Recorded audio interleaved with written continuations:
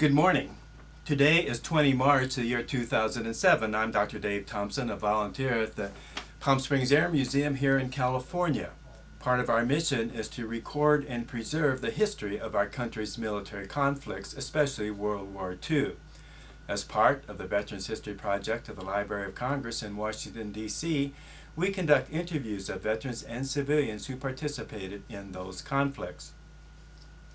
Today, I'm here at the museum along with fellow volunteer Jerry Thorsen, and today we have the honor and the privilege of interviewing Colonel Bert Shaber. Colonel Shaber was a B-25 pilot in the Pacific during World War II. So we're going to talk to him about that and a lot of other things. Bert, nice to have you here. Thank you. It's nice to be here. Okay.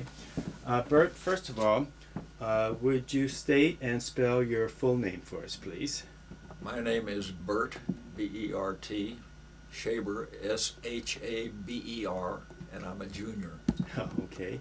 And when and where were you born? I was born on the 14th of November, 1919, in Wetumpka, or on a farm outside of the little town of Wetumpka, Oklahoma. Wetumpka was in the Creek Indian section of Oklahoma after the great land rush and the migration of the Indians, the Creeks and the Seminoles and the Cherokees from the eastern coastal areas into this area of Oklahoma. And your father, so his name was Bert Shaber too? Or Yes, that's correct. My grandfather, Shaber, was Henry W. Shaber, and he was an immigrant from Germany. My mother's name was Beament, originally Beaumont. Her family immigrated from France, so we had a mixture of the French and the Germans. And what was her first name, your mom? Opal Beament. Okay. And what part of Germany did your father's ancestors come from? I'm not real sure, but it was apparently in the eastern section of Germany. And I've been back to Germany and attempted to find out a little family history, but I've never, at the time I was there, first of all, the East and West in Germany were separated. Mm-hmm. So I never actually got back into the eastern sections where I believe that they came from originally. And did you say that there was some military background in that well, I side of the family? had an interesting experience when my grandfather, Henry Shaber, brought his family to Oklahoma when it became a state. And when he died some years later, he left several artifacts that were in German. And one of them was a big German Bible, which had the names of several family members in the front pages of the Bible. And one of those that was mentioned was a General Gebhard von Blücher, who was a German general who sided with the British General Wellington to defeat Napoleon at Waterloo. So that was always an interesting question for me. That was interesting, yeah, really. What part of, do you know what part of France your mom's ancestors came from? No, I can't tell you that either.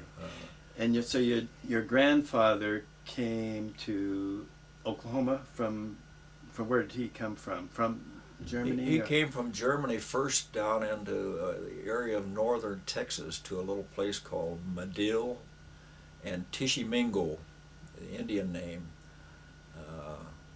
My mother's family came into the Chicago area, and her father worked for the railroads, buying land to extend the railroads westward. So they moved from the Chicago area to one place after another eastward until they wound up in Oklahoma. That's where the Beaments and the Shabers met, and my father and mother were married. Incidentally, one of my father's brothers married a sister of my mother. Oh. Do you know why your grandfather left Germany in the first place? Why did he come to the States? No, I have no idea. They first settled in Oklahoma outside the area of Wetumpka on a nice farm, and they raised most of their family there. And I just mentioned the direction of my grandmother's family in moving from Right. Chicago out step by step into Oklahoma. One of their stops with a home was near Fayetteville, Arkansas, where the family farmed and raised cattle for the University of Arkansas before moving on to Oklahoma. And what did your father do? My father, along with his father, built or had a grocery store. After farming, first of all, they had a grocery store built in a place called Wetumpka originally, which is several miles east of where the city of Wetumpka is located now. And the whole part of the town was actually moved to the western location where the railroad was coming through, and they wanted to have their businesses located along the railroad tracks. And I can't remember, did we say what part of Oklahoma that town is in? Or what It's in southeastern Oklahoma, Oklahoma City would be... back west in the center of the state, and Wetumpka would be the southeastern part of the state. And what was the population at that time, and what is it now? At the height of, after my parents moved into town, there was quite an oil boom, and I can remember mule-drawn wagons with loads of great oil pipe being hauled around to the oil fields, and my father and his father then moved from the farm into town and opened the first grocery store in the town of Wetumpka. And both lived there until each of them died. And what was the population then, pretty much? At the height of the population, it was probably around 2,500 people. Later, it has gradually dwindled down until it's no more than a few hundred. Okay. Did you have any brothers and sisters? Yes, I have a brother, Cecil, who was in the Navy during World War II, and I had two sisters, one who's still alive in Oklahoma City and one who died several years ago with cancer. And what were their names, your sisters? Thelma is the sister who's still living in Oklahoma City, and Peggy was a graduate of Oklahoma State University, and for some time had a daily television program of her own as the hostess, and she worked for a gas company, and her program was to teach different modes of cooking food and so on. Was that in Stillwater, where she had her? She went to school in Stillwater, and her television program was in Tulsa, Oklahoma.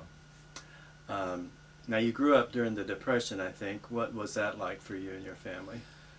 Since my father ran the grocery store, we didn't notice it very much, but it was somewhat significant in the fact that a lot of the oil field workers who came into the town would buy their groceries on credit, and when the oil industry began to slow down, many of them would leave without paying their bills. So we felt it in that regard, but my mother and dad always, at one point I remember we had 2 cows in our backyard, and my brother and I each had a cow that we would milk. And my mother, in addition to helping my dad in the store later on as a bookkeeper, would raise a garden, and we had a storm cellar. I remember on one occasion when a cyclone came through and tore away quite a few homes on the eastern side of the little town of Wetumpka. How old were you then? Do you remember? Well, I was growing up then. Right after I was born on the family farm, my dad moved into the town to help out his father in this grocery store, and then eventually took it over. And my grandfather went up the street and opened a dry goods store.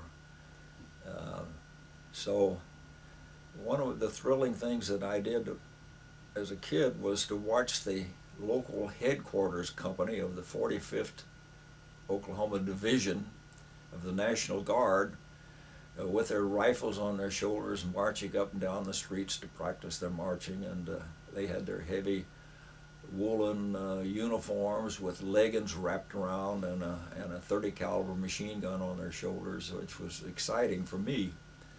So at age about 15 and a half, I played on all the athletic teams in school and did a little bit of everything except studying. And at age 15 and a half, an uncle of mine was involved in the National Guard, and they needed a company bugler. So they found out that I played a slide trombone in the high school band, and they thought I could easily play the trumpet. So I enlisted with my family's permission in the headquarters company of the 45th Division Oklahoma National Guard. And when we went to Fort Sill, Oklahoma for summer training on the train, and the first night that we got there, I was asked to come down to a central point in Fort Sill grounds and play recall. Well, I barely knew what recall was, and I could barely blow the trumpet or the bugle, but they had a big tin horn mounted on a post in the middle of the camp, and the idea was to stick the end of the trumpet into this big tin horn and blow the signal. So I went down at the appointed time and put the horn in the right place, and man, I had a terrible time, but I finally blew what I thought was recall.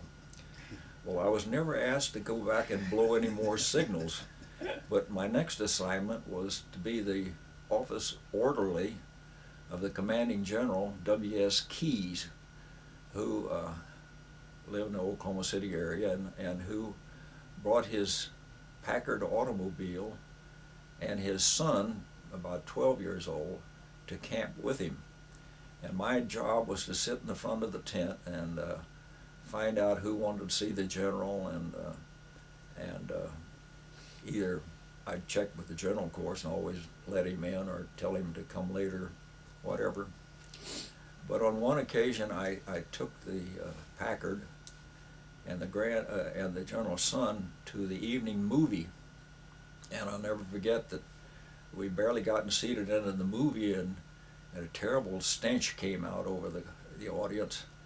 They suddenly turned on all the lights and sent everyone outside, and we learned that a skunk had gotten into the air conditioning system. So that was a great fun thing. And then from this experience in the National Guard, I enrolled in the University of Arkansas and got into the ROTC program there, and was made a sergeant. Okay. What sports did you play, or what did your kids do when you were growing up for fun? Gosh, I don't know. We never had anything too well organized for the kids, but they seemed to always have plenty of things to do. And later on, after I was married and moved at the different locations, they seemed to always grow and love all those things. Yeah, about yourself, when you were a kid, what did you and your brothers, your brother and your buddies like to do? We took advantage, I guess is the word, of all the high school sports. And I'll never forget my last football game. I went down on the kickoff and got the tackle and broke this collarbone at the same time. That ended my high school athletic career, but later on we had a local golf course and of course tennis courts, and we played all those things. Did you work in the grocery store? Yes, I did, and I think my dad paid me 50 cents a day, but I would help to sack potatoes and fill people's jugs with kerosene for their lanterns at night. And Was your home in the store too? Was your home separate from no, the grocery store? we had separate homes on each occasion. We first moved into a home about 2 blocks off the main street through town, What street was it on? East Frisco, and that was the name of the railroad company as well, the Frisco Railroad. And the store, I suppose, was on the main street of the town? Yes, and as I mentioned before, my father worked in the grocery store with his father until his father decided to pull out and start a dry goods store just a block on up the street. Did your family have a car? Do you remember the first automobile that you had? First of all, they had a horse-drawn buggy that was used to deliver groceries to people's homes. But one interesting story. On an occasion, the streets were never paved at that time, but on one occasion they used the horse from the buggy to help pull out someone who had gotten stuck on one of the main streets. And when he finished that job, they thought, well, he would naturally and normally go right back to the barn where he was kept. But they thought that I would be a good one to take him back. So they put me on the shoulders of the horse without a saddle or anything, and I could hold on to the mane. And as we started back toward the barn where he was kept, the horse picked up a gallop, and then he started into a run, and people were running out the street and trying to slow him down and flag him and so on. And so that was quite an experience. But shortly thereafter, they got a small pickup truck, and people would call the telephone number, which was 17, and order their groceries, and they would put them in a tin basket into the back of the truck, and then we had a delivery boy who would take them to the back door of people's homes to deliver the groceries. Were all the streets paved in your town? No, the first main street was paved during my teenage years with red bricks, and they didn't use too good of materials for the fittings. But they paved the main street with red bricks and mounted a tall flagpole in the main intersection in the downtown. And later on, when I was eventually stationed at Enid, Oklahoma, I could get an airplane and fly over and fly down the main street of Wetumpka and lift a wing as I went over the flagpole. And then I'd drive my family down later on, and people would tell them what they should have seen if they had been there that morning. When you were at Arkansas, what was your major? Well, I was only there 2 years, and so the basic program, was English and math. And Did you go to the football games and stuff? oh yes, yeah, I enjoyed those. That's in but Fayetteville. Fayetteville. I also had a part-time job. I lived with an aunt there who was an old maid, and she had a couple of spare bedrooms, so she rented one out to a school teacher and let me have the other one for help around her home, keeping the yard and other things like that. Do you remember what you were doing on December 7th, 1941? Very vividly. As I think I mentioned earlier, after University of Arkansas, I was appointed to the U.S. Military Academy at West Point. No, I didn't hear that. Okay. But at the end of that, I had participated in the cross-country team and the regular required athletic programs. And by the end of the first year, I was having trouble with academics, primarily foreign languages and math. This was at West Point? At West Point, and I washed out, or was eliminated. And I didn't have any plans, but I went down to New York City and signed on to the SS Argentina, which was a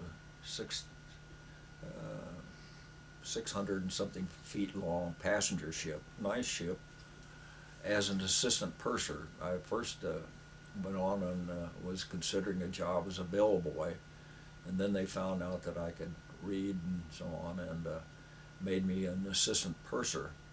And I made, I think it was 8 38-day round trips from New York City to Buenos Aires. And on December 7th, 1941, I was on the SS Argentina going south to Buenos Aires. We stopped in the West Indies and then Rio Janeiro, Brazil, and Santos, Brazil, and Montevideo, Uruguay, and Buenos Aires. And I got to know, making 8 trips, I got to know several pretty girls, mainly, from Buenos Aires, who would take periodic trips on the Argentina to New York City just to shop. So 4 of those girls were named Bamberg, from Buenos Aires, and they were supposedly from one of the richest families in South America. All 4 of them were nearsighted, and so at that time gambling was wide open in Brazil, and we'd go on shore at nighttime, and they would buy all the chips and all the money that provide all the money I needed to gamble. And I had phenomenal luck, no cares in the world, just spending their money, and this continued on several trips. And then I got to know another young woman from Buenos Aires quite well, who was the daughter of the president of the university there. And so when I was in Buenos Aires, I could take her out and go to the movies and go dancing. She tried her best to teach me how to dance the Latin dance types. But one thing was certain: before we ever left the house, we had to have a dueña come along with us, or a member of one of her sisters who was about to be married. They could come along, and it was all right for me to go as long as we had someone like that with us. And her name was Delia Lloveras, and boy, I hated to leave her when we got into the war, but that's what I did on December 7th. I remember in the straits between North Africa and northern Brazil, a German submarine was operating, and on our trip back from Buenos Aires to New York at that time, the British had a little pocket battleship, one of the likes which was scuttled in the port of Montevideo, Uruguay. And it had sunk an American oil tanker in this particular stretch. And this was right after December 7th. It was about the end of the month, or the 1st of January. And when we went through that area, quite a few of the crew members of this tanker that had been sunk were fighting in the water, hanging on to pieces of lumber and things like that. And so we sent out some boats to help pick them up and so on, but we weren't allowed to stay very long because we were afraid that the German submarine would be in the area and shoot us down.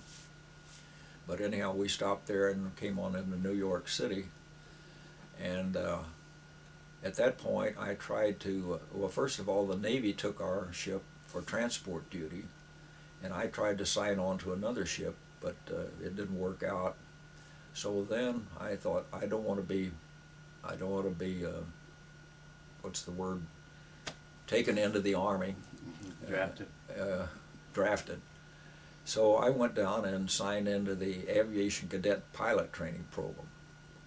And I had a little worry because they gave us the full physical exams and so on, and I couldn't figure out what they wanted from these cards that they showed us with a bunch of colored dots all over them. And so I flunked the first test because I really didn't know what I was supposed to do. But when I went back to my room that evening, I talked to some of the other guys, and he says, well, what they want you to do is figure out the numbers that are hidden in those the dots. So next day I took the test and didn't have any trouble at all.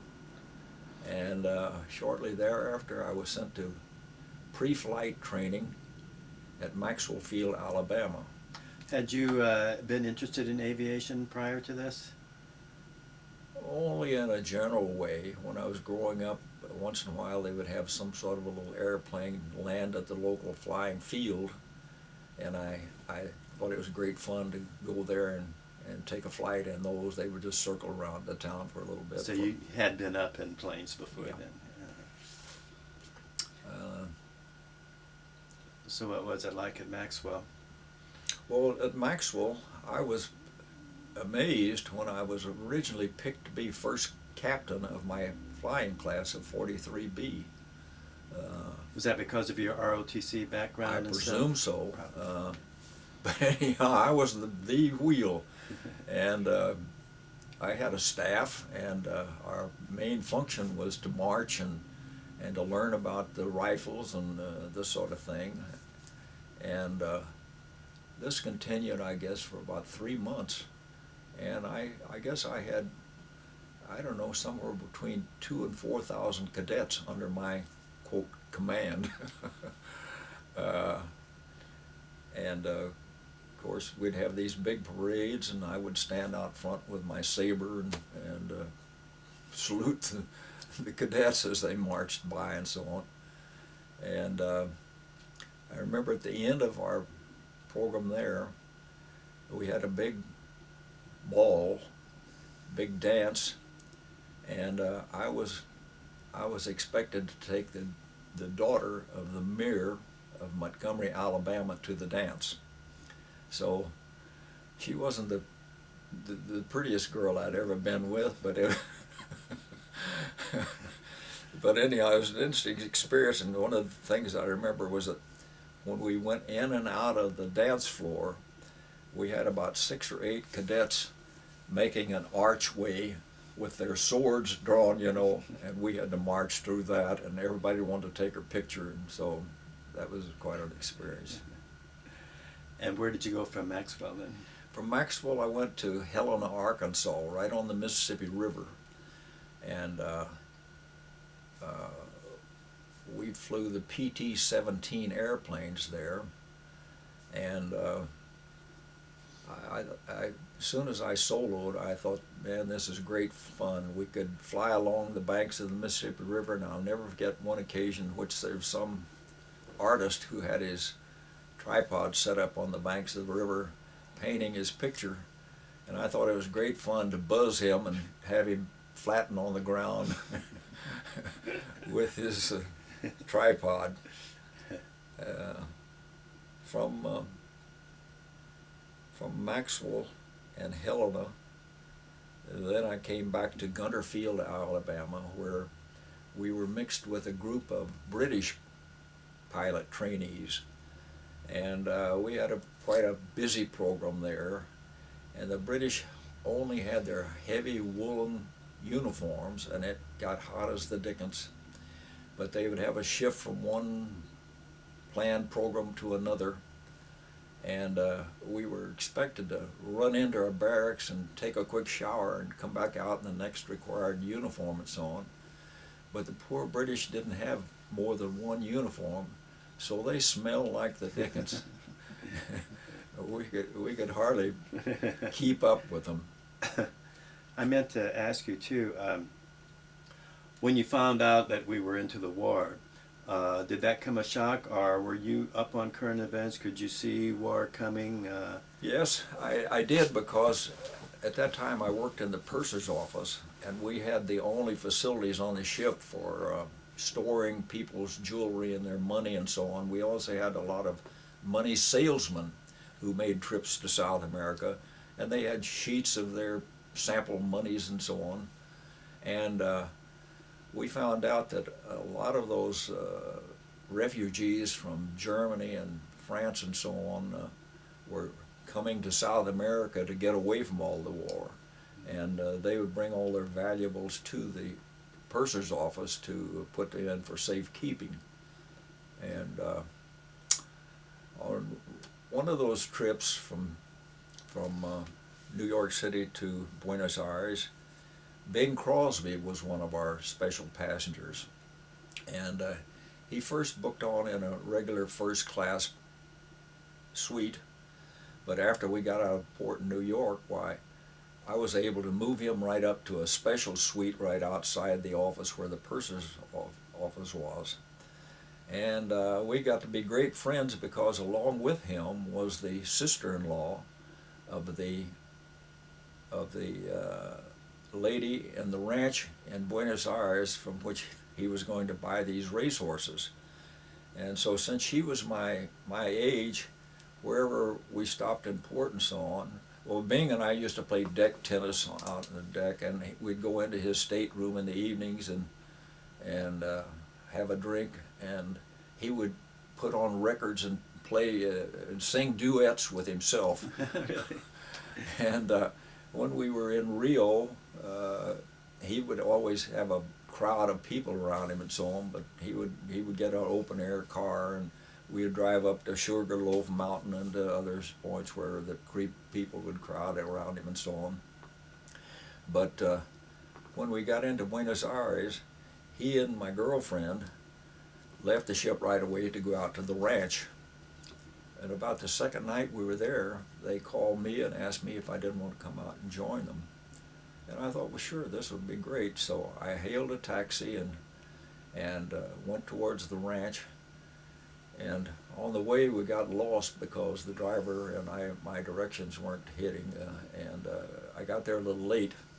But anyhow, when I did get there, why, the doorman ushered me in and immediately took me right on into the dining room where everyone was seated, except that there was one chair there that was open. And I was waved to that and sneaked in as quickly as I could and got seated. And I'd no more than gotten seated until the head of the table, who was a Spaniard with black eyes and a big black mustache, he looked right at me and said, "Senor Shaber, just what are your intentions to my sister-in-law?" And boy, I like to die. I wanted to crawl under the table, but I said, "Sir, very honorable." That's the only thing I can think of. And everybody roared in laughter, but Bing Crosby had put the whole group up to this, and they got a big kick out of that. So he was pretty popular down in South America? Oh, he was very too? popular everywhere we stopped. Yeah, well, that's really quite something. So you went, let's see, from Max, okay, you're with these British guys, and where was that again? And Oh, that was in training after I got off the ship.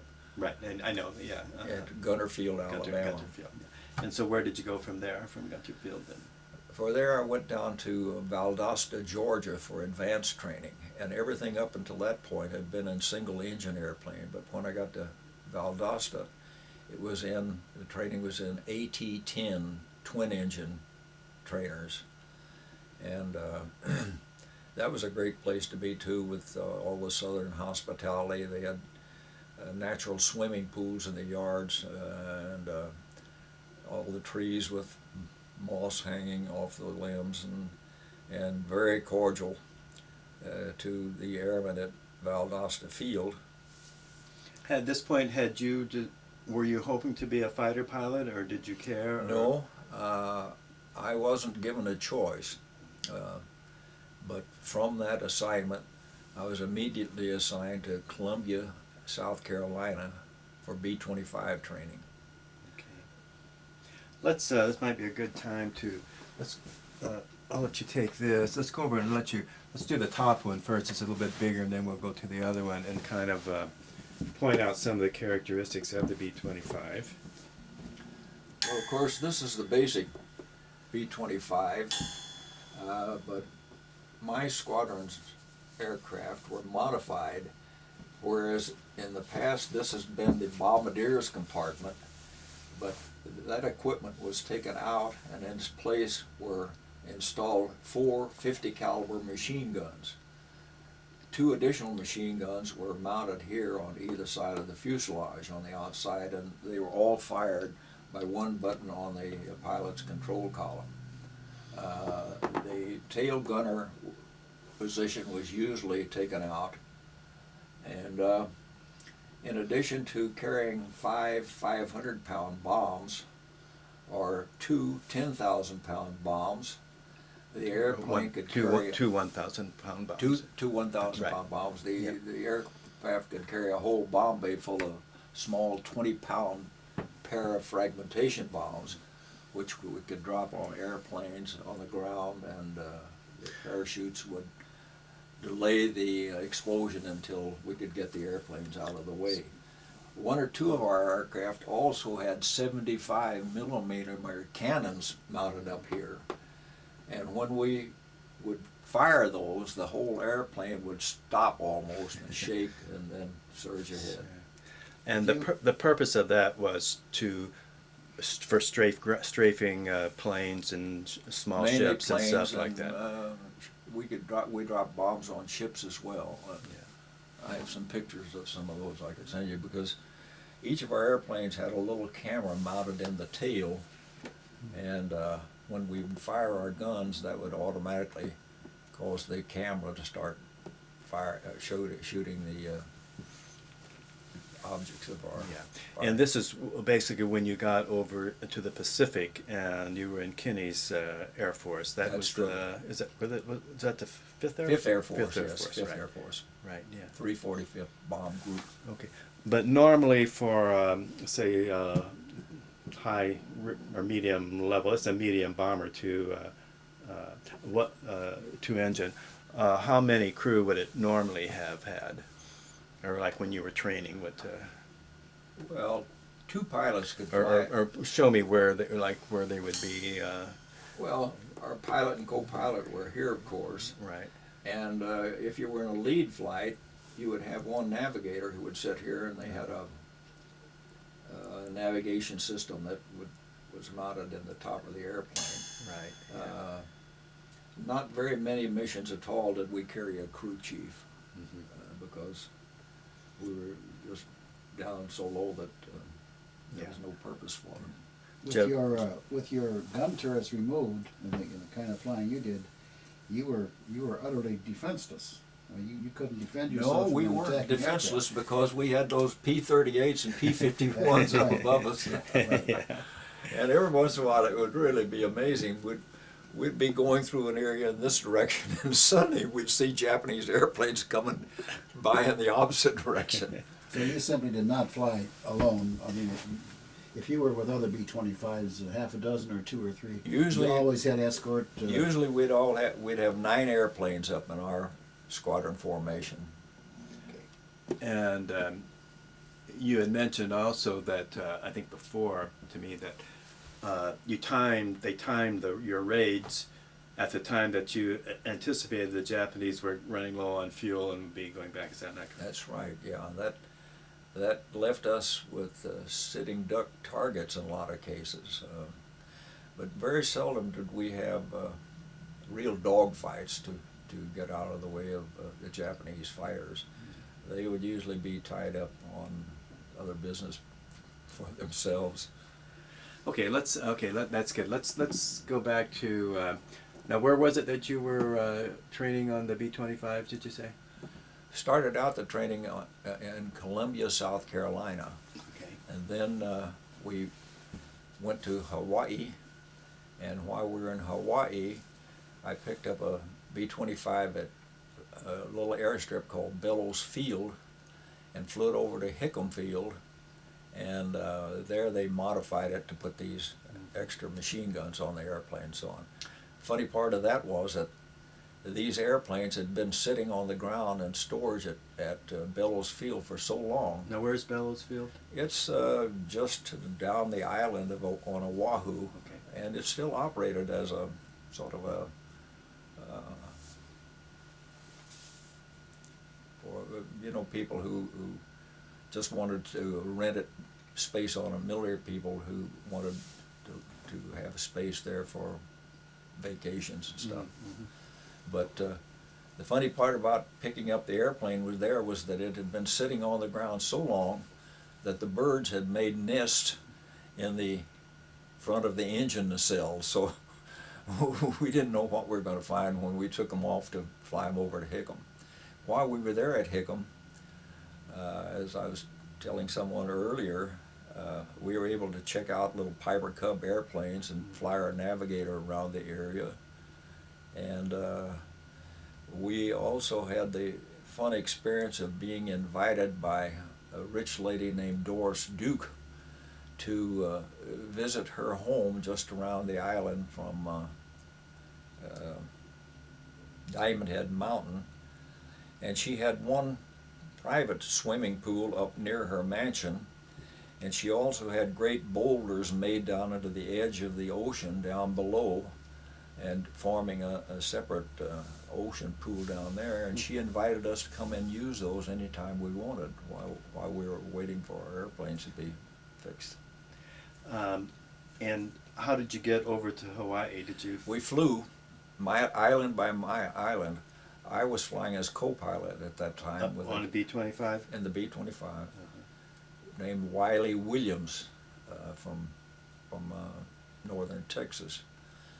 And we would fly, usually flights 4 to 5 hours a day from one island to another. I have a list of them at home.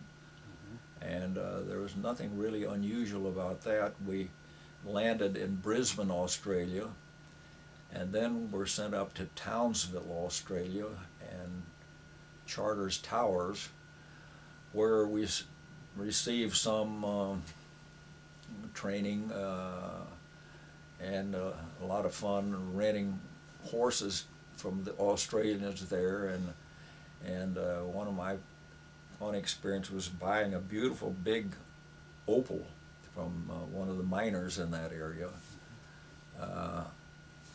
But we spent a few weeks there before we were sent on up to Port Moresby. Now, what year and what month? About what month was this then?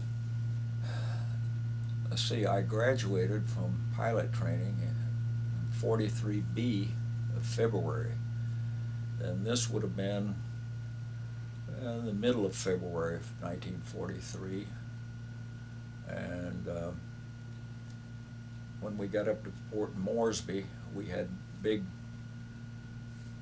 4 or 5 man tents with cots and mosquito nets over the cots, and we flew quite a few missions out of Port Moresby, and then everyone packed up his own gear plus the tents and so on, and we flew them across the Owen Stanley range of mountains to a place on the coast of the North New Guinea called Dobadura.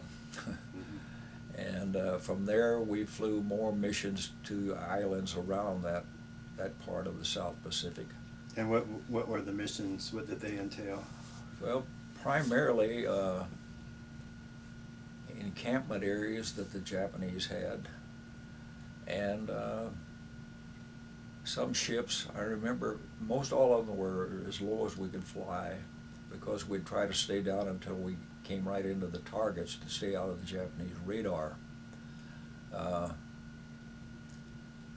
one of those trips, I got the worst hit on my airplane that I ever experienced. It made a hole through the vertical stabilizer about 30 inches in diameter, and left the control stick jumping back and forth in my hand, and we didn't know when it may have frayed one of the controls on the rudders.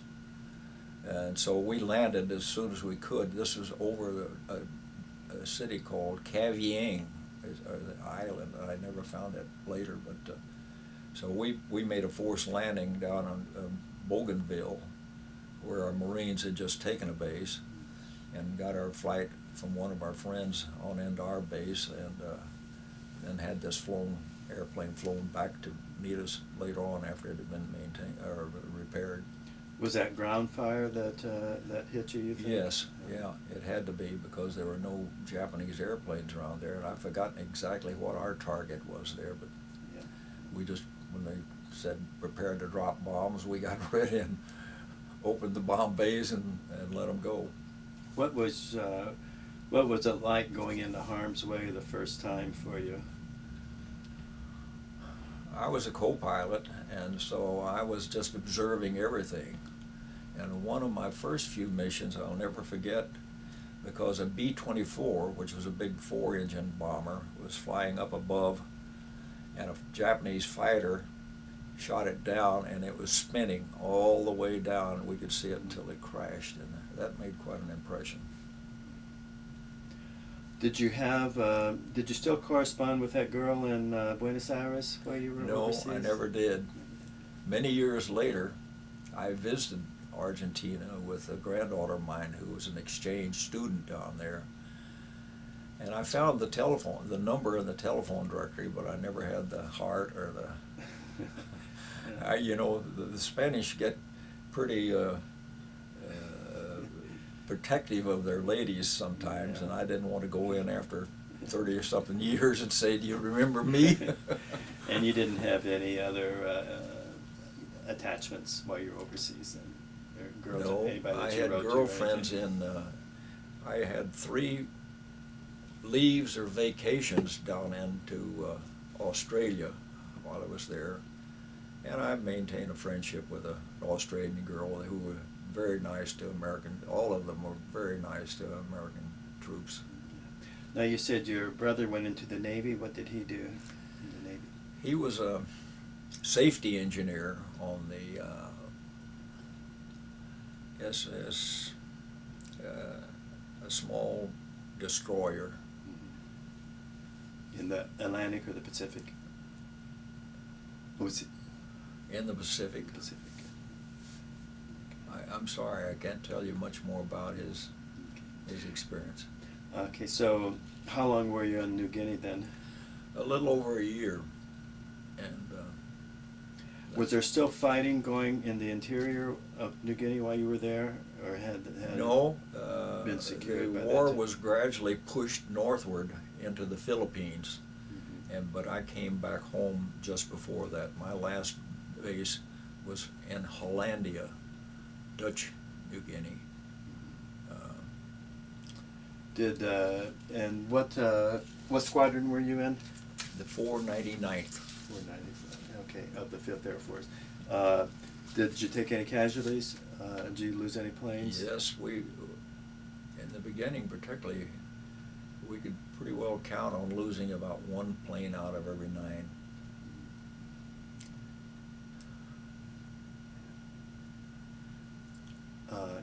Any good friends? Did you make good friends while you were over there? And did you lose anybody? I was never.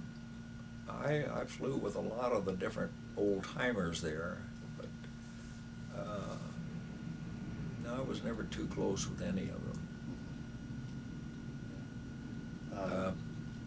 I mentioned somewhere here that my first squadron commander was a Major Walters, and later on, about the time I went in the squadron, the squadron commander was Dick Reinbold, both West Pointers.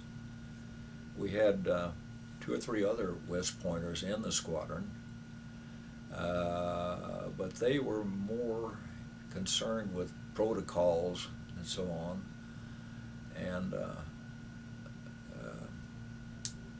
they were high on morning exercises, but not seen too often on our rougher combat missions. One of them, named Salter, you can erase this, but he was a kind of a avoider of problems, and finally on one occasion he threw a pair of scissors at the flight surgeon at the club one night and got sent home right away.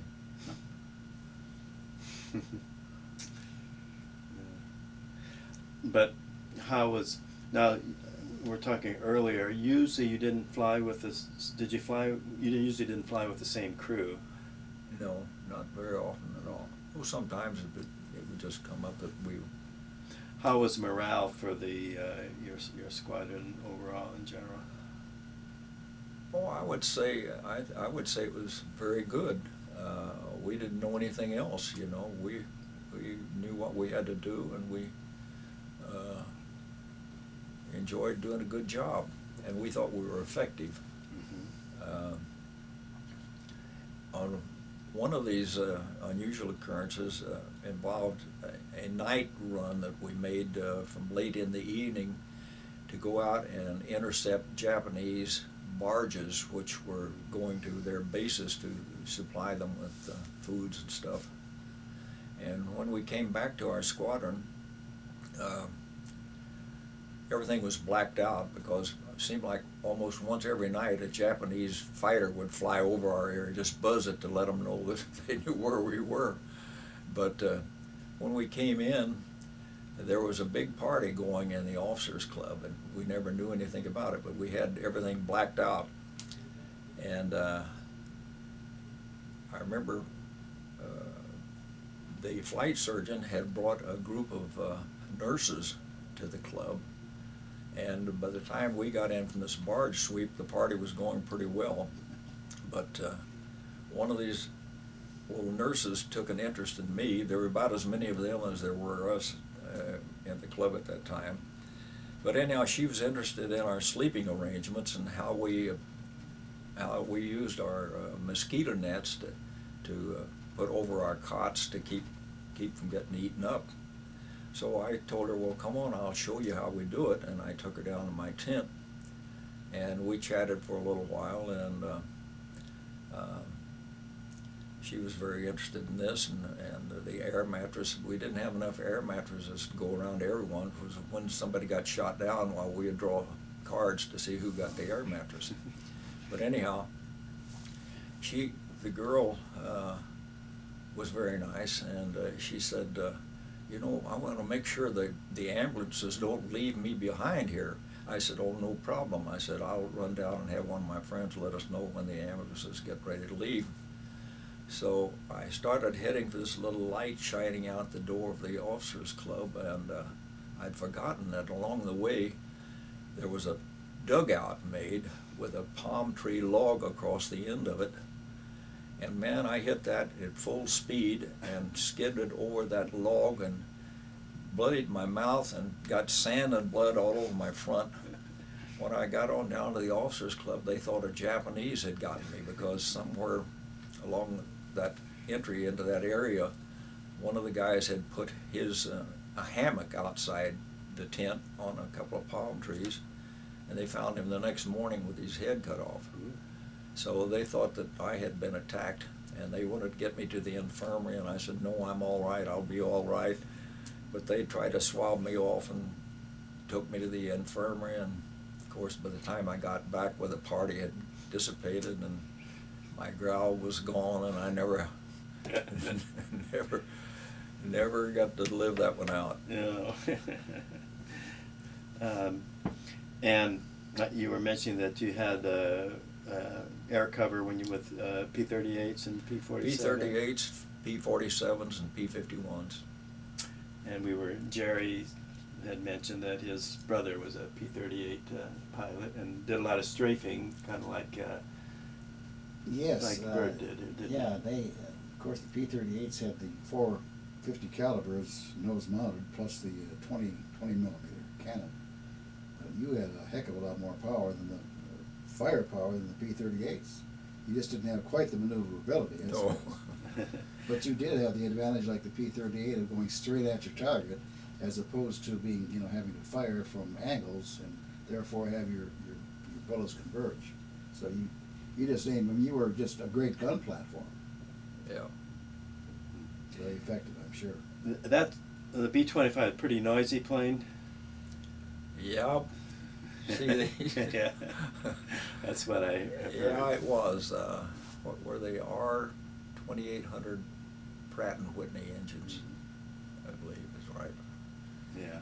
At my age, I don't remember a lot of things. So, so when did you come back to the States then?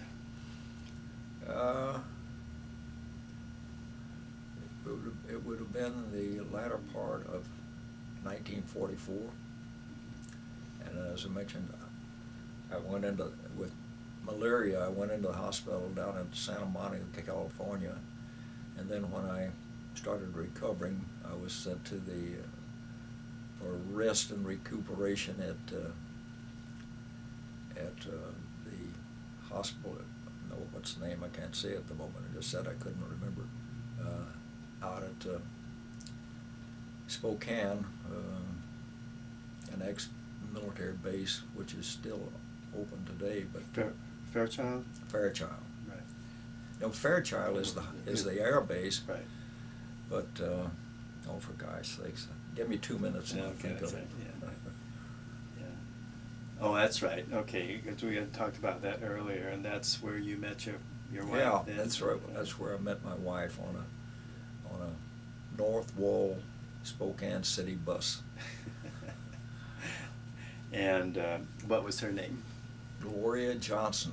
Her father ran a coal fuel company in Spokane, and she had gone to the University of Washington for 2 years, and was at that time in nurses training at St. Luke's Hospital in Spokane, and she was also taking pilot lessons in Stearman not Stearman. Well, my brain is running down now. In what's the little Piper Cubs? Piper Cubs? Oh, I see. And malaria, did you have malaria while you were overseas? No. When you were over in New Guinea? No, you didn't? it was only after I came back and quit taking Ativan. Oh. All the while we were overseas, we were required to take Ativan every day. It turned your skin a sort of a dull green color. And I know that you made the Air Force a career. Had you had thoughts of getting out? What prompted you to stay in? Oh, after the war and training for the pilots for the Korean War after Japan, and then even for duty in Europe, I got to considering the options whether to fly for the airlines or continue in the Air Force. And by that time, our family had been in Hawaii and Europe. And Well, let me back up for a second here. Okay, you're in. Well, it's just like 1945 or so when you met your wife up in Spokane. Was the war still going on then? Yes, it was. When we were, right after we were married and sent to Pampa, Texas, VJ Day occurred. About my wife's birthday was on the 16th of August, and the war in Japan was finished, and we got a holiday off, and I took my wife out for a birthday celebration. And what day? When did you get married? What was your? On boy.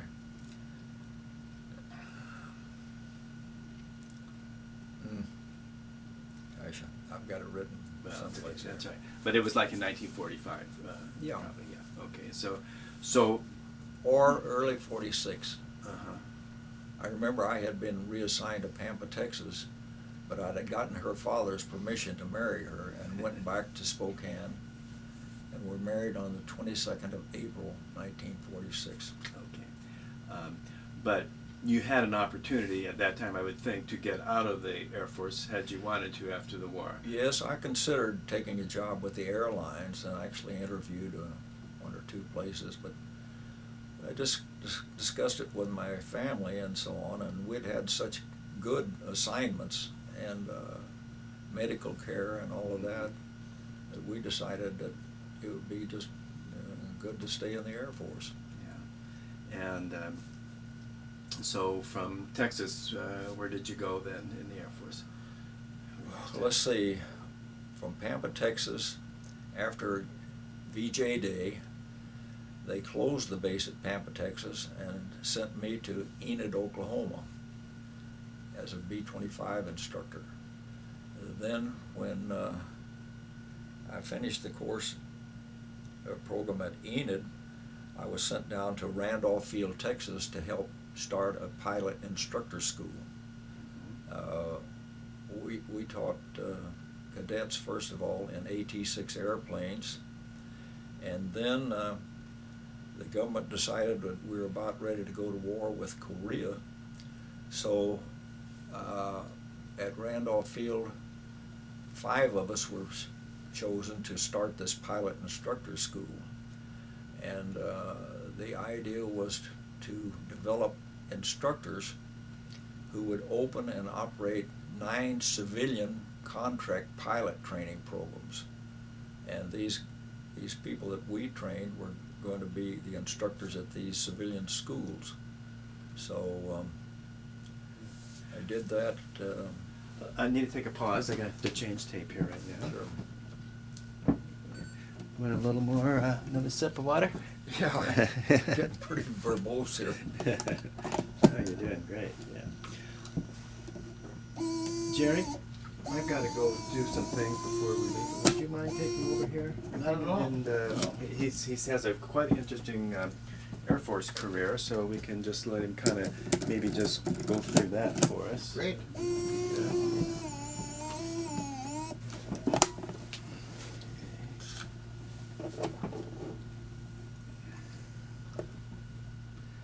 You, for a young man from, a farm boy from Oklahoma, you've had quite a few experiences. Are we on now? Yeah. Okay, Back we were talking about your experiences after World War II, your decision to stay in the Army Air Forces, which would soon become the United States Air Force. And you indeed have made a career of that. Earlier, we talked about your having transitioned to jet aircraft. Would that have taken place during the Korean War, 1950 to 53? I've forgotten offhand. I can find the dates for you, but I was sent down to Nellis Air Force Base to go through the fighter commanders course there in the jet airplanes, and I completed that with the expectation. I had worked in the Pentagon with a Joint Chiefs of Staff organization called the Joint Strategic Survey Council, where each of the services had a general or an admiral, and I was a sort of a scribesman for the Air Force general. Mm-hmm. And from there, General Terrell, whom I worked for, had suggested that my best course for my career development was to go through the fighter command course and take a command in Vietnam. Well, in preparation for that, I went through this course at Nellis, and then That's in Nevada, is it not, near Las Vegas? Yeah, Yeah. right, in Las Vegas. Right.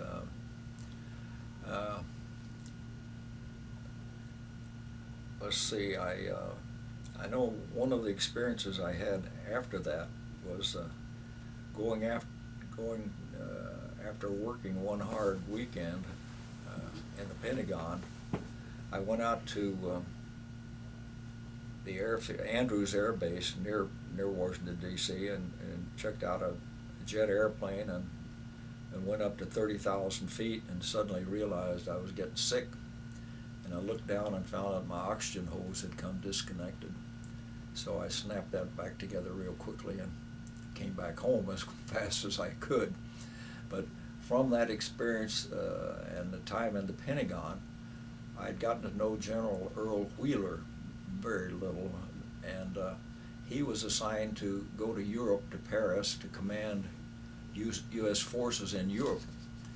And he called me and asked me if I would come over for an interview to be on his personal staff in Paris. And I, of course, quickly said, sure, I'd be delighted and honored. That's quite an opportunity. Yes, I fully expected to become a general there, but unfortunately he was recalled to Washington after about 6 months in Paris. And a new general came in with a staff of his own, and so I was really sort of left out of a job.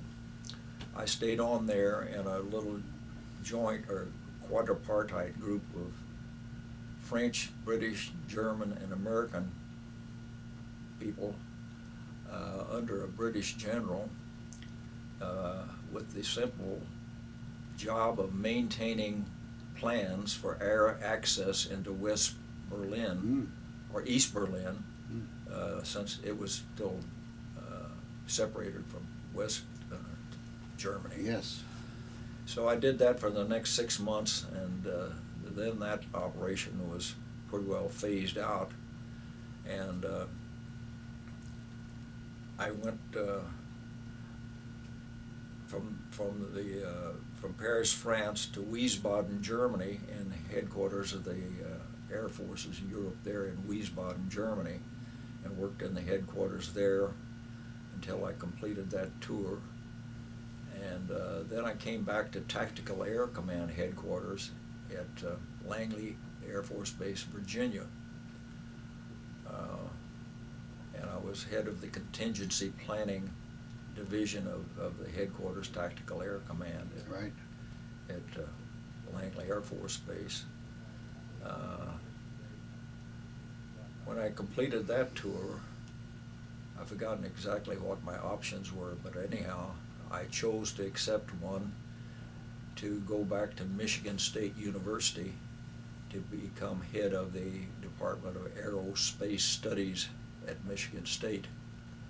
And that was during the Vietnam War. And I completed that job about 1970. And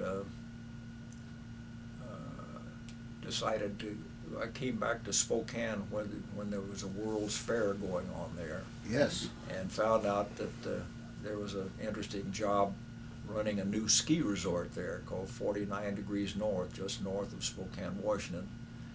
So I was interviewed and accepted the job of running that ski resort called 49 Degrees North for the next 3 years, mainly getting it open and operating in good shape. When I took it over, it was in bad financial condition, but I was able to get all of our debts paid and get some equipment added, a new chair. So you had retired from the Air Force somewhere around 1970 or yeah, 1970. It's interesting to me, Bert, that you were an active duty Air Force officer, obviously, on the campus of the University of Michigan. Michigan State. Michigan State, and that would have been at the most height of the vociferous, Vietnam. student opposition to the war. Yes. Was it difficult being wearing a uniform on a college campus? It must wasn't have been difficult for me. As a matter of fact, it was interesting, and I'll never forget one group of students on the campus went on a parade one weekend and so on, and came to our ROTC programs on the campus and came into my office and sat on the desk and so on, and sort of rubbing my nose and things. But I simply assured them that we hadn't gotten into the war by our demands, but we were only carrying out the duties, and we were the people that were getting killed. Right. So that sort of satisfied them. They left me alone, but they hopped on the Army part more vigorously. But it's safe to say that you didn't get a great deal of respect.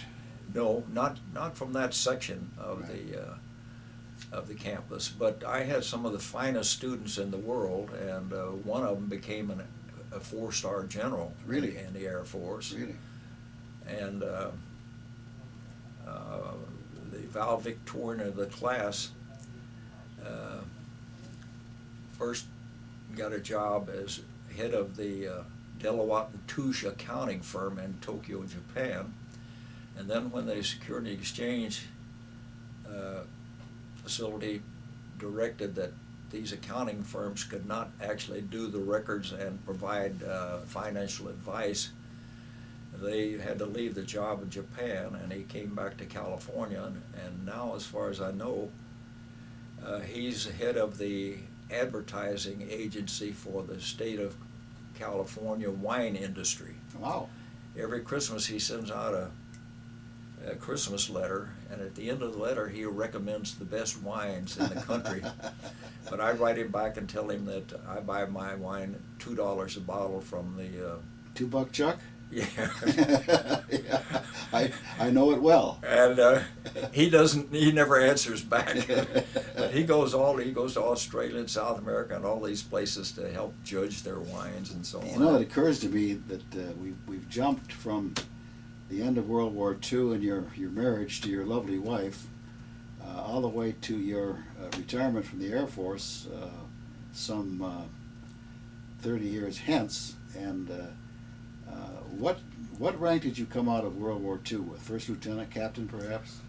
I was a captain. All right. Would that have been a permanent rank, or did you have to take? You had permanent ranks. Okay. Then I made major while I was in this instructor training program. I was head of the academic department of the PIS, Pilot and Instructor School at Right.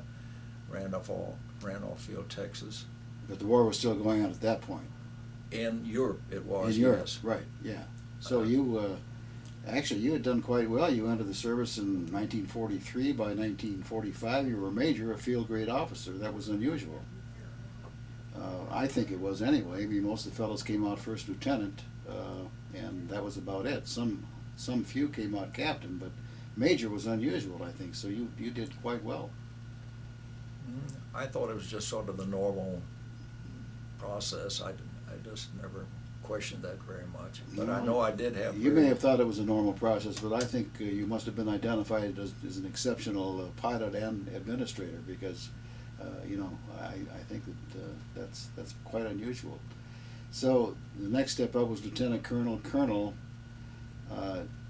you mentioned the fact that you thought that you may have gotten a star somewhere along the way when you were stationed. If I there. had gone to Vietnam as a squadron or group commander. Is that right? That would have been pretty much the process there. Yeah.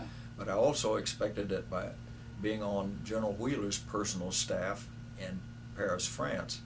But of course, when he left early after 6 months duty there, the general who came in to take his place from SAC brought his old staff with him, and I was sort of out in the open. Right. Yeah. Do you think that the absence of not being a graduate of West Point could have had some bearing on your not getting the first star? It may have, but I was very glad after a time that I hadn't finished West Point, because I would have been in the ground troops, and I'd been shot at all the time, and I liked the cleanliness and Yes. sleeping arrangements in the Air Force, and I enjoyed the airplanes. Did the Air Force send you to additional schooling during your career between? At one point, when I left the duty in the Pentagon, I was sent to the Sans School of Language in Washington, D.C., and first spent almost a full year studying Italian. And, Really? And then at this last moment, General Wheeler asked me to come to France to work on his staff, and I switched my language training from Italian to French. And so at one point I was fairly fluent in French and Italian and German after I spent time in Germany. But you had probably, with your friendships in Argentina, or rather Brazil, you probably spoke at least passable Spanish at that point. Well, I did speak a little Spanish, because this girl and the passengers on our ship spoke a lot of Spanish. But the girl that I took out in Buenos Aires, of course, her whole family spoke Spanish all the time, except she spoke quite good English as well. Bert, you've had an exciting, to me as an interviewer and one interested in World War II, and varied career, and it's certainly a privilege to have been a part of this interview, and I'm sure that both Dave and I want to thank you for that, and also for your wonderful service to our country for all those years. I do have a couple of more questions, though. How many hours do you have in your logbook? about 7,000 as I recall. So you would wear the wings of a command pilot, would you not? Oh yes, I had a command pilot's wings well before I retired. Were there any decorations in particular that We you were? received a unit citation, a presidential unit citation for our strike on Remoil Harbor, which Yes. I was on. Right. And I received I don't know, an air medal and good conduct medals and so on. But I never did put too much credence in that because I saw the way they were given out. Well, I just didn't. Well, Bert, thanks so very much. Let me end by telling you Indeed, just a please couple do. of things about my civilian experiences after leaving the Air Force. Absolutely, yes. First of all, as I mentioned earlier, I came back to Spokane, Washington for the World's Fair there in 1970. And while there, I found out about the ski resort that was just opening up and was given the job there of running that for the next 3 years when I left it with all bills paid, I might add. And at the same time, I was appointed, or at the end of that, I was appointed by the governor to be on the Board of Trustees for Eastern Washington University, and I was elected as a county utility commissioner for that northern part of Washington State. And what else have I done?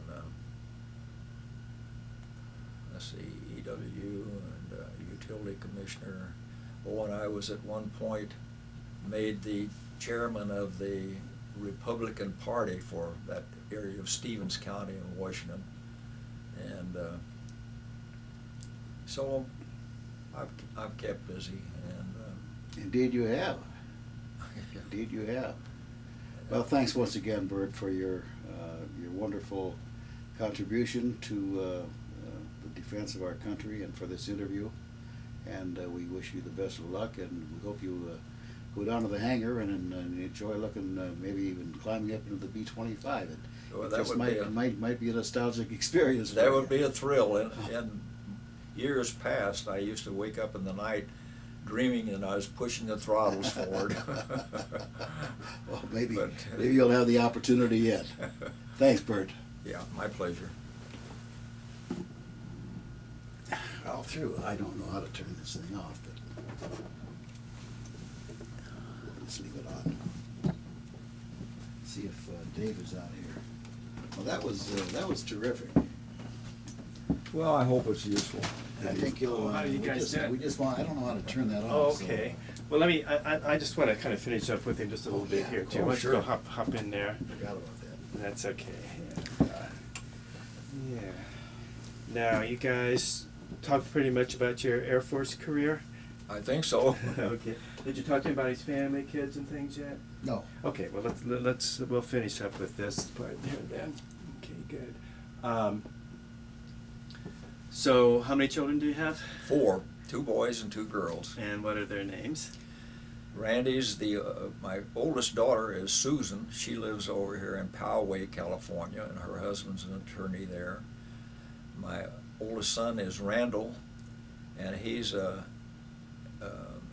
medical examiner in the county medical examiner's office in Spokane, Washington. My younger son is Russell, and he's a energy conservationist, I would guess I'd call it, who works out of the governor's office down in Denver, Colorado. And my youngest daughter has a master's degree in psychological training, I guess, or problem children, this kind of things. She's worked in Hilo, Hawaii, and now back in the San Diego area in this field of work, primarily with problem children in the school systems and that sort of thing. And what's her name? Shelley. Shelley. Shelley Okay. Jean. And so you got the 4, or what are their names again? The 4? Susan, Randy, Russell, and Shelley. Okay. And any grandchildren? No, I have 8, oh yes, 8 grandchildren, but none of them has a child as yet. Okay. Now you were talking about, I think one granddaughter you had taken to, was an exchange student down in Brazil? In Argentina. Argentina. Uh-huh. Yeah, her name is Kara, and she has just married a student who's in medical school in University of Washington in Seattle. And my second granddaughter, who is my daughter Susan's daughter back in North Carolina, has just gotten married. And the other 6 have not gotten married as yet. Okay. And I think you had mentioned your wife passed away a few years ago. Yeah, in 1970, September 22nd. And what did you do after you retired from the Air Force? I first went to work running this ski resort up north of Spokane called 49 Degrees North. I did that for 3 years, and it was in debt just starting when I took it over. Came out to Spokane from Michigan State University to attend the World's Fair there in Spokane, and from that I learned about this job with a ski resort, and decided to leave Michigan State University, and I came out and ran the resort for the next 3 years. Had you done much skiing prior to this? Quite a bit.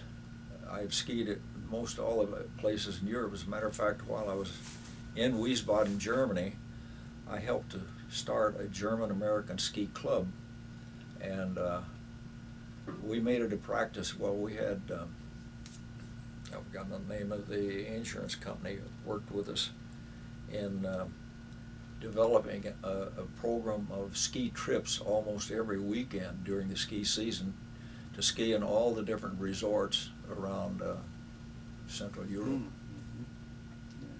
Yeah. And so, what was the elevation up in where you were? 49 degrees north. Yeah. About 4,500 feet. And we had about, I'd say, 16 or 18 different ski runs, and 3 different ski lifts, chair lifts, and then I had an additional lift station placed on the #1 chair lift, so that people could ride up the lift and just ski the upper half of the mountain in the first part of the season before you got heavy snow at the bottom, and they could come down to this midway loading station and go back up. And so who owned the? It was owned by a private corporation, and they're the people who hired me. And I didn't get along too well with them, but since we're deeply in debt, I got along famously well with the bank that had the loans on our resort, and they insisted that I be made president of the corporation. Well, that didn't work very well at all with the board of directors, so after I had gotten all of the bills paid, they had their attorney fire me. And the only reason I could get was that I had been too militaristic.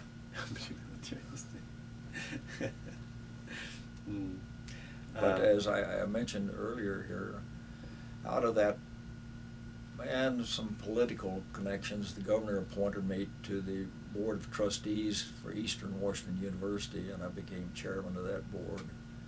And then I became a utility commissioner, and what else am I? And where was your home? Still in Spokane. Originally with a ski resort, I lived Right. in this little town of Chewelah near the bottom of the Right. mountain. But And were the kids living with you? Or the no, kids? by were- that the time had they were scattered out in colleges. colleges and stuff, yeah. And where do you live in Spokane? You live in Spokane now, though. Yes, And where do you live there? I live in a condominium complex, 660 Curtis Loop, Spokane, Okay. 99218. And you mentioned you come down here during the winter time the last 2 or 3 years, and you have a Yeah. friend that you visit when you're down here? Yes. And who is that? Her name is Betty Borgen, She had been my next door neighbor in Spokane when her husband died one day after my wife died of cancer.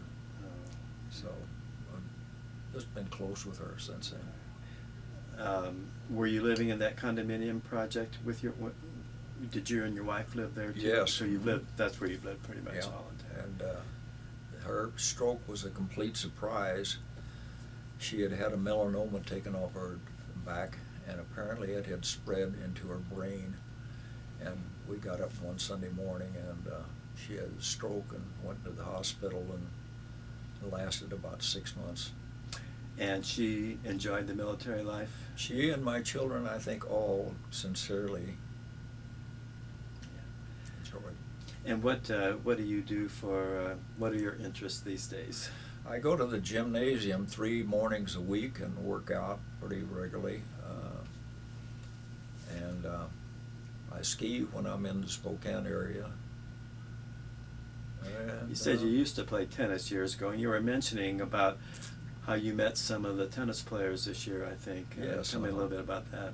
Mhm. We went over to the Indio housing development, not Indio, La Quinta? La Quinta. Right. And they have a multitude of tennis courts there. And my friend Betty's son lives in that area, so he plays tennis with a lot of these people. He's played with Andre Agassi, and at the beginning of this season, they had a little outing there where Maria Narativlova and Sharapova, yeah. Roddick Mhm. and Jimmy Connors was actually there and so on, and they all made a demonstration of playment, and we got to sit within spitting distance of all of them, and it was real fun just to see them. I'm sure it was. A lot of young people in the service now are going into the service and maybe going into harm's way like you did. Any advice to young people these days? No, I'm frankly bitterly against this war in Iraq. I don't think it's our business to try to straighten out the rest of the world. I understand that, but I mean, okay, they may be there anyway. What could you say how to survive, how to, I didn't ask you, I should have, I suppose. When you were growing up, was your family very religious? Did you go to church a lot and stuff? My family was religious. My mother was very more so than my dad, but they took us to the Baptist church locally every weekend. Yeah. And I guess what I'm getting at is it's not easy to go through what you went through. What do you think helped you through it? Let's put it that way. Being away from your family, being over there, and knowing that each mission you might not come back, and having seen other people who didn't. I never worried too much about myself, but I don't know. I just always thought I'll get through this all right. And Did you think your training helped you? I had to have the training before I started when I came back to the States after the wars. One of the first things I did before going into this training for pilot instructors, I went through an instrument flying program at Lubbock Air Force Base. Oh yeah. And so. Yeah. Okay. Well, Jerry, you have anything you want to add before we wrap it No, up? I've added it. I think in your absence, we did chat a bit, and I think it's. And did he talk about was it General Wheeler that? Yes. Yeah. Yeah, I worked for him in Paris, France, and Right. U.S. Forces Europe, Yeah. and he was a tremendous guy. He took quite a fall when he came back to Washington to be chairman of the Joint Chiefs of Staff, because there was a lot of uproar about our fighting of the war in Vietnam and so on, and so he took the fall for a lot of that responsibility. He was a great guy. I remember when I worked directly for him in his office, he would sit down after lunch every day and he could just fill out a crossword puzzle as fast as he could write the words in. And that impressed me. Yeah, good. Bert, thank you for your service to our country. Thanks for coming in and sharing with us today. Well, the pleasure is mine. I enjoy, of course, remembering these kind of things. I apologize for my memory here. I think you were wonderful. I think it was just